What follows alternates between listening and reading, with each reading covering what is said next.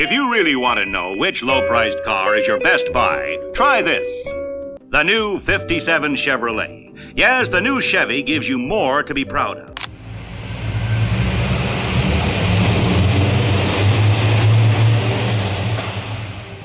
Ever wonder why the 1957 Chevy Bel Air isn't just remembered as a car, but almost like a legend whispered through time?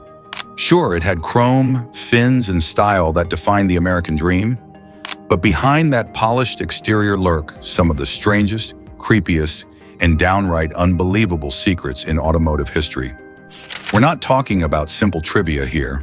We're talking about cars that predicted their owner's death, paint so toxic it sent workers to the hospital, Soviet spy games, government fleets with hidden compartments, and even a UFO that literally shut down a Chevy assembly line. So buckle up. Today we're diving into the 10 most shocking and bizarre secrets of the 1957 Bel Air. And trust me, by the time we hit number 1, you'll never look at this classic the same way again. Number 10. The secret government fleet. In 1957, the United States government quietly placed an order that never appeared in any sales brochure. 500 black Bel Air 4 doors, custom built for FBI surveillance work. Now, these weren't your typical grocery getter Chevys. Each one came with reinforced frames, heavy-duty suspensions, and engines tuned to run flat out for hours, perfect for tailing suspects across state lines without blowing a gasket. But the strangest detail was hidden behind the rear seat. Every car had a secret compartment, invisible to the untrained eye, large enough to stash surveillance gear, extra ammo, or sensitive documents. Even Chevrolet dealers couldn't spot them without factory instructions. Why the Bel Air? Simple. In 1957, they were everywhere. Drive-ins, suburban driveways, high school parking lots. Nothing blended into America's streetscape better than a black 4-door Chevy. FBI agents called it hiding in plain sight. The weird part came years later. When these cars were retired and sold at government auctions in the 60s, nobody bothered to mention the hidden storage. Some new owners discovered the compartments decades later during restorations. One Ohio collector popped his rear seat out in 1992 and found a packet of classified documents from 1958, still sealed in plastic. So the next time you see a black 57 Bel Air 4-door, take a closer look. It might not just be another family sedan, it could be a leftover from one of the strangest covert fleets in American history. Number 9, the radio number station. If you owned a 1957 Bel Air with the optional Wonderbar radio, you might have stumbled onto one of the strangest Cold War mysteries ever hidden in plain sight. Late at night, usually between 2 and 4 a.m., some Bel Air owners reported hearing broadcasts that didn't sound like music or news. Instead, a monotone voice just read out strings of numbers. 7, 4, 9, 2, 6. Over and over, sometimes for hours. Here's the kicker. These weren't normal radio stations. No call signs, no commercials, no announcer names. And when people tried to tune them in on other radios, all they got was static. For some reason, the Wonderbar's unique automatic tuning system seemed able to lock onto signals other radios missed. So what were they? Decades later, the CIA admitted that number stations were real, encrypted broadcasts used to send coded instructions to agents in the field. But they never explained why so many 1957 Bel Airs could pick them up so clearly. Some experts think it was just a fluke of the Wonderbar's antenna design. Others whisper it wasn't an accident at all, that General Motors was quietly asked to make radios sensitive to those frequencies. Whatever the truth, imagine being a Bel Air owner in 1957. You're driving home at 3 a.m. The highway's empty. The chrome is glowing under the moonlight. When suddenly your brand new radio starts whispering secret spy codes meant for someone else. Collectors still call them spy radios. And if you ever hear one crackle to life, you might just feel like the Cold War secrets are riding shotgun. Number 8, the cursed serial number sequence. Every car has a serial number. Normally, it's just boring paperwork, a way to track production. But in 1957, Chevrolet did something they had never done before. They skipped an entire block of Bel Air serial numbers. The range from B57C130000 through B57C139999 vanished from factory records. 10,000 numbers gone. The official explanation? A simple clerical error. But the workers on the line told a very different story. The first Bel Air stamped with B57C130000 rolled out on Friday the 13th, June 1957. Within hours, disaster struck. 3 separate accidents injured workers on that line.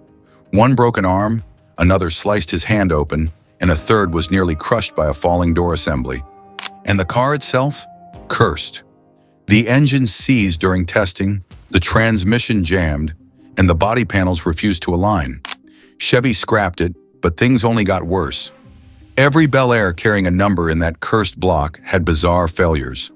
Electrical shorts, peeling paint, endless rattles. After just 17 cars, management panicked. They ordered the entire sequence destroyed and jumped the serials ahead by 10,000. Chevrolet bought back and crushed those unlucky 17. But registration records suggest a few slipped out into the wild. Collectors still whisper about them as the cursed sequence Bel Airs. And they say if you ever find one, you'll know it. Because no matter how perfect the restoration, something always breaks. Number 7. The color-changing paint mystery. Some 1957 Bel Air owners swear their cars don't always look the same color. Not dramatically, just subtle shifts in hue depending on temperature and weather. Ivory white with a pink tint on hot days. Onyx black turning purple in freezing weather. Colonial cream glowing green in high humidity. At first, Chevrolet dismissed the claims as imagination. Paint doesn't just change color, right?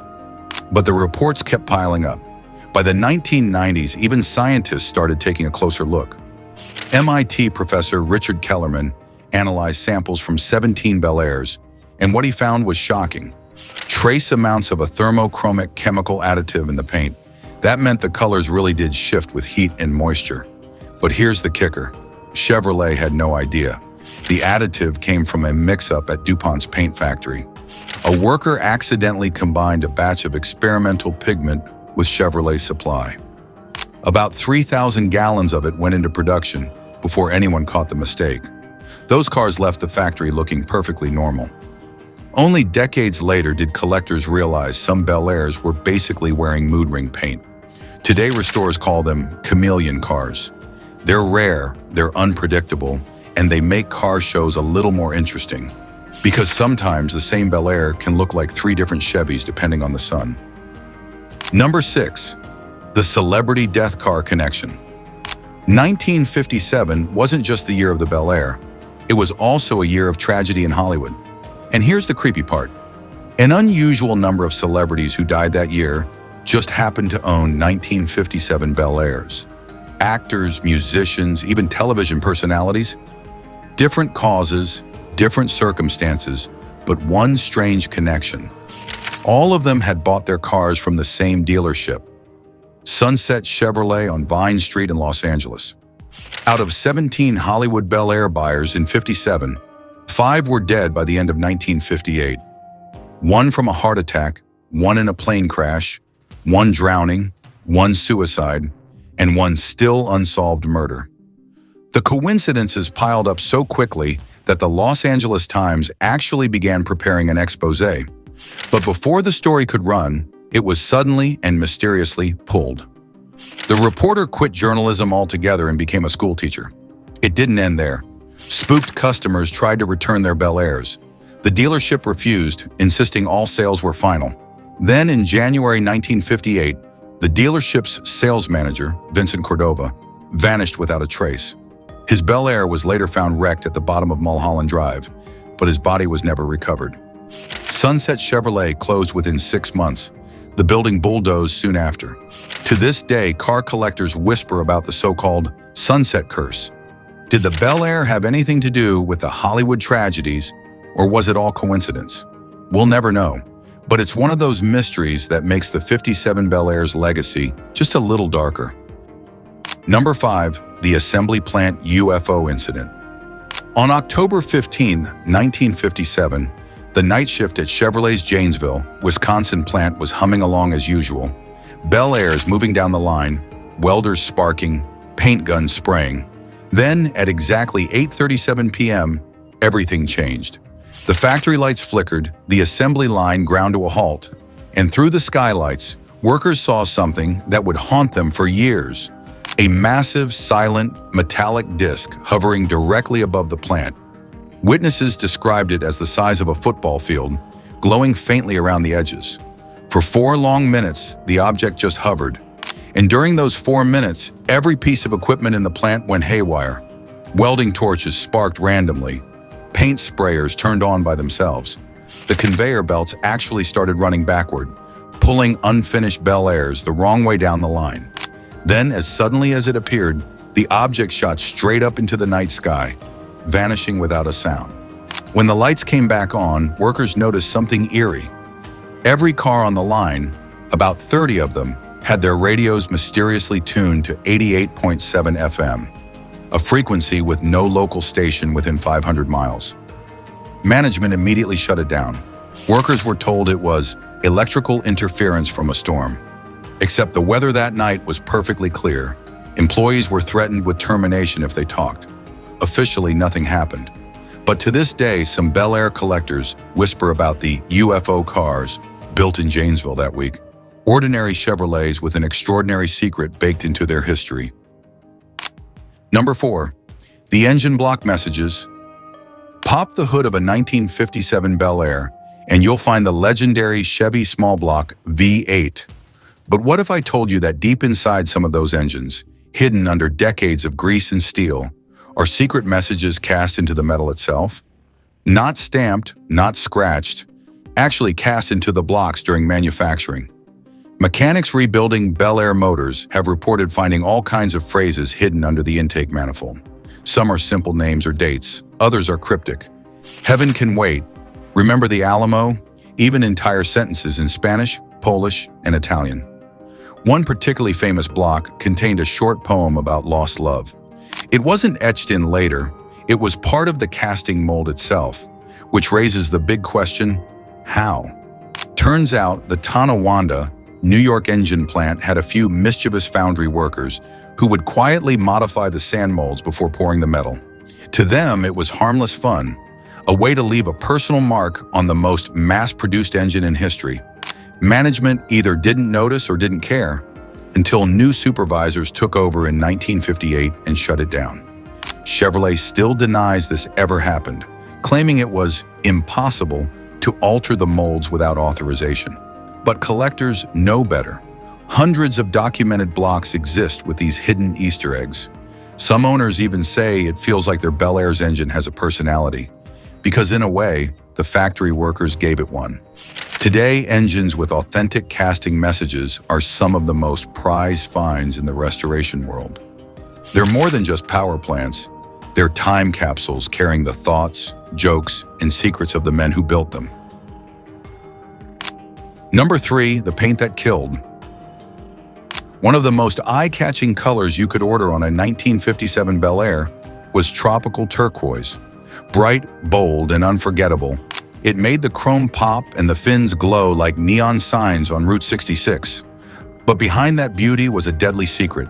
Like most paints of the 1950s, it was loaded with lead. But tropical turquoise had an extra pigment combination that created a fine dust as it aged. Over time, that dust turned out to be incredibly toxic. Body shop workers sanding down Bel Airs in the 60s started reporting strange symptoms: headaches, nausea, even memory loss. Some developed permanent neurological damage. One painter in New Jersey went completely blind. By 1959, insurance companies were quietly refusing to cover shops that worked on tropical turquoise cars. The color's reputation got so bad that dealers couldn't move them. Some owners were even offered free repaints just to keep the cars off the lot. And while Chevrolet never publicly admitted fault, internal memos later revealed they knew about the toxicity before the cars left the factory. They calculated it would take 5 to 7 years before the paint became dangerous, long enough to no longer be their problem. Today, restoration shops treat tropical turquoise Bel Airs like hazmat jobs. Full respirators, sealed environments, and in some cases, outright refusal to work on them.